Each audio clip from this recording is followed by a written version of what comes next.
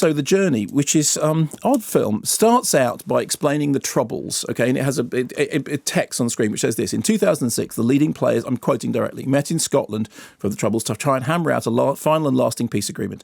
The success of the talks depended on Unionist leader Ian Paisley agreeing to share power with his mortal enemy, the Irish Republican Martin McGuinness. I'm quoting what it says on the screen.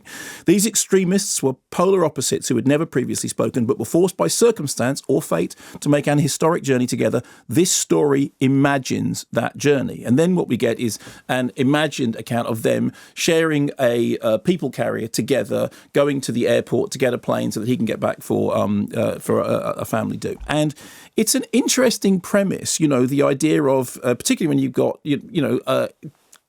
all this stuff going on in the background. It is, and Tim Spall and Colin Meaney, and it's an interesting premise, and it sounds like it will make for a fascinating drama. And it starts quite well with the two of them in the back of the in the back of the people carrier and not talking, and obviously because they haven't spoken before, there's all this tension. And when they go and start talking, into what they eventually start doing is they start bickering about mobile phones, about what somebody's got a mobile phone signal and then somebody else hasn't got a mobile phone signal, and can I borrow your mobile phone? Well, of course you can't, because essentially we're mortal enemies.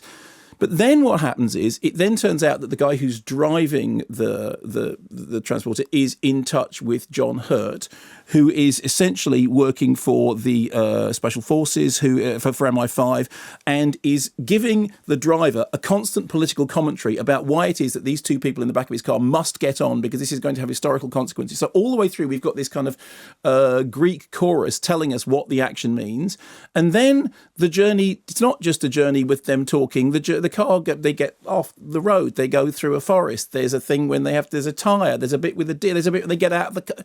And suddenly the whole premise, which is it's a journey of two people sitting in a car who basically haven't spoken before, being stuck together in the back of a car for a period of 45, 50 minutes, 1 hour, in which any conversation they have is actually incredibly loaded, sort of gets thrown out and it overreaches itself. I know it says that it's a fictional account, but there's fiction and there's fictional.